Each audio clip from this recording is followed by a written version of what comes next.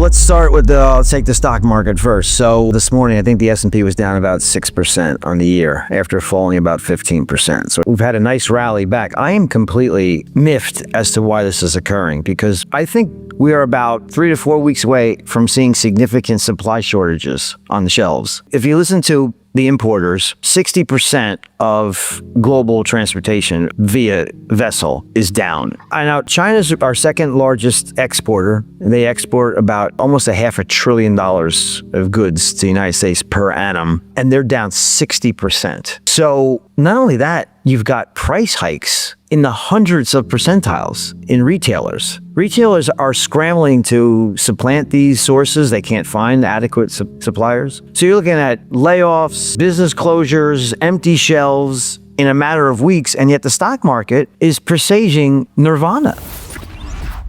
So this is remarkable. I did some work this weekend. The S&P 500 is still presaging 9% earnings per share growth in 2025. And it's already slapped a 21 times multiple on 9% earnings growth, which is for those who are unaware, 21 times earnings is several times higher. I mean, the average is around 18 times earnings. How do you get 9% earnings growth when economic growth is shrinking by 2.5%, according to, not Michael Pento, according to the Atlanta Fed, Q1, GDP growth is shrinking at 2.5%, and you have margin compression from tariffs? How do you get earnings growth of 9%? But even if everything works out well, we are going to see what we see now, the S&P 500 around 5,600. That's the best you can get. And I think that's the assumption comes from decades of inculcation that, hey, the stock market will always go up because either the Fed is going to print money or the government is going to borrow money. So, let's just real quick, after the NASDAQ bubble collapsed, what happened? The government borrowed trillions of dollars and the Fed printed it. After the housing market crashed, same thing happened. COVID pandemic breaks out. What happens? The market crashes and the Fed monetizes $5 trillion worth of the $6 trillion in COVID spending, helicopter money and mortgage forbearances and all the other things that we went through. So they're looking for an imminent rescue from the Federal Reserve and from the Treasury. It just is not possible to happen at this time. Not with inflation way above their target. The Fed is not inclined to go through any kind of QE or any kind of massive reduction in interest rates anytime soon. And the Treasury at best is going to pass the extension of the TCJA, which is the Trump's Tax Cut and Jobs Act, which is status quo as far as taxes are concerned. So I think the market is a sell here. I'm not saying it's going to crash, but I certainly wouldn't be chasing this market here. That's the COVID wave. Let's just talk about where everybody moved post-COVID, which was Texas and Florida and North Carolina. So the COVID wave is over. And what's changed in just a few years is instead of mortgage rates being high 2s, low 3s, they're now close to 7% now again, because long-term rates are much higher. In the 10-year, that's what mortgage rates are based off of. So you have much higher borrowing costs. The COVID wave is over, and inventory is now up 30% nationally for homes for sale. Days on market is the highest in a very long time, in years. The month supply of home is the highest it's been in years. What you're seeing now is home price reductions are the highest they've ever been in history. So you're going to see, instead of, my home is going up 10, 20% per annum, and my portfolio is going up 20% per annum, what you're seeing is the exact opposite. My portfolio is down and my home price is rolling over. And that has massive implications for those who have investment home properties, which is like 20-25% of individuals. All 20 to 25% of all homes are now investor owned. That's either institutional ownership or individual ownership of investment homes. The calculation is very simple. If the home that I'm renting out has a problem with the income stream, where the renter is no longer paying me rent because he lost his or her job, and the home price is starting to fall, why am I paying taxes on this house? Why am I paying mortgage interest? Why am I paying maintenance and insurance? Why am I doing all that? So it's very easy to sell your house that's an investment property. You just call your broker and put it up for sale. It's not like you have to worry about moving costs or changing addresses and all that. None of that's involved. So I think the inventory is going to spike even further from here. So the reverse wealth effect is going to be extremely salient. I think the major flaw here could be that when you have these iterations of crises, either recessions or a real estate bubble or pandemic, and you attack them because you have a fiat currency, you have a tool that you have, it's called the printing press, you abuse two things. So you end up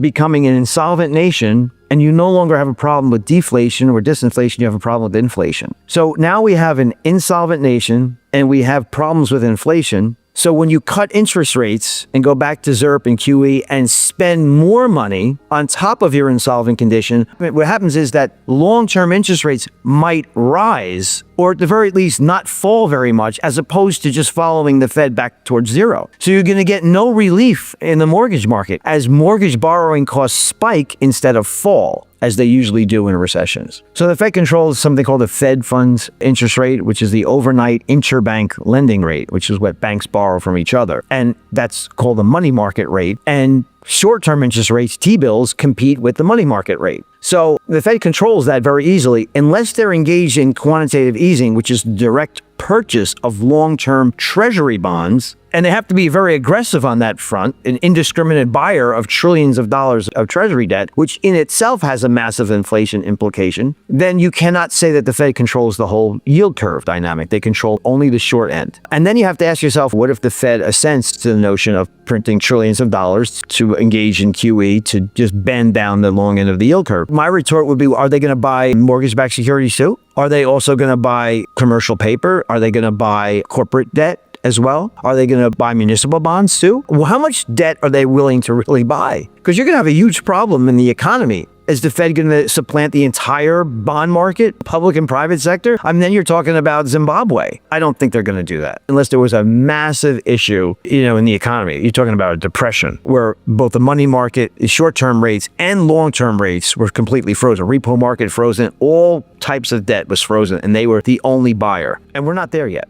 China's one thing, you're right about that. I mean, we're talking about supplanting demand for our treasury bond market. What about Japan? Japan is the largest holder of our treasuries. Japan, for a very, very long time, their long-term rates were less than 0.25%. On long duration, Japanese JGBs going out 10 years. And now they're close to 1.5%. So they have a viable alternative. But then you have to also talk about the trade war, which spiked really the blow up in the bond market. Just think about this. There's two functions here. If global trade grinds to a halt, let's just say there's no longer a huge trade surplus for Japan and China to recycle into our bond market and currency. If that goes away, the bid for our treasuries attenuates significantly. And then you also think about what happened with Russia and these arbitrary, capricious sanctions that we impose on countries. Say, listen, your savings is no longer yours. We're going to confiscate that for you. That started the belief that, hey, if China is going to have $800 billion of their sovereign wealth parked into U.S. Treasury debt,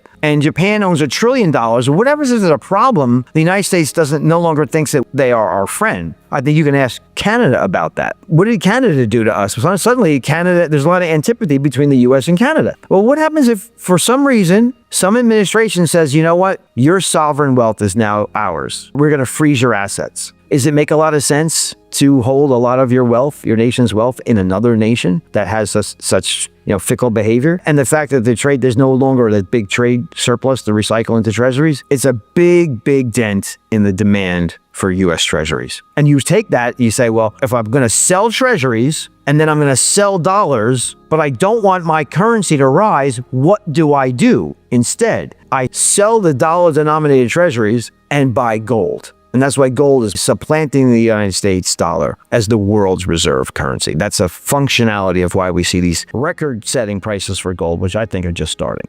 I think the way it's going to work, unfortunately, the way it has worked for many, many years now is, you have a job and you fund your 401k, and your 401k closet index the S&P 500, and the S&P 500 it's just an indiscriminate buyer of every paycheck, as the fund flows are incredible towards the S&P 500. And you have the highest valued, because it's a market cap weighted index, you have something called the Mag 7, where you have them equal 40% of the entire index. It's just a function of math and the flow of funds. What I think is going to happen this time around, as we enter into a recession, which I'm 100% sure that we're going to see one sometime this year, we're already halfway there. Q1 is going to be profoundly negative. I would be surprised if it doesn't get even worse in Q2, unless we see an immediate cessation of the tariff conflagration. I mean, it's hard for me to come up with a scenario where you're going to have a deal when one side of the argument doesn't even acknowledge the fact that we were having a discussion. So we're going to have a recession. It might not be that deep, but it's hard for me to make an argument that you can see a flood of buyers for houses and a flood of buying into stocks, because people start getting laid off. They stop funding their 401k when that happens. The market dives 30%. Then finally you get the attention of the individual investor, who is the only one really buying this market right now. The individual investors have never stopped. They have been so surely inculcated to buy every dip because the Fed and Treasury have your back. So unemployment rate spikes, the market drops, the flow of funds into the S&P 500 dry up, and then you get the people who are employed always panic at the nadir of any bear market. They call the plan administrator and say, just get me out of my current S&P 500 fund. I want to go into cash. And then it goes from a 35% drop down to 50% drop. That's when you maybe start getting interest. That's when you see the buying. When you have forced liquidations of hedge funds and forced liquidations of funds in the shadow banking system, you could pick up some really good bargains. I think that's where we're headed, because I don't see any other way around it, unless you see a significant reduction in interest rates ahead of this, which is not going to happen. Unless you see QE happening very soon, it's not going to happen. In fact, they're still into a very mild version of QT. And unless all tariffs that were imposed from Liberation Day go to zero, I think you're going to have a very difficult time, because don't forget, the economic situation was in trouble ahead of the tariffs because of the fact that the labor force was shrinking, and the fact that thankfully the government was stopping all their hiring. The government was doing all of the hiring. It was government and government contractors. That's why you say every month the non-farm payroll report was gangbusters, because 70% of them was a derivative of what government was doing. That stopped. So you have those two things happening. That's not a recession, but just means there's no growth in the economy. And when you add tariffs onto that, you get a recession.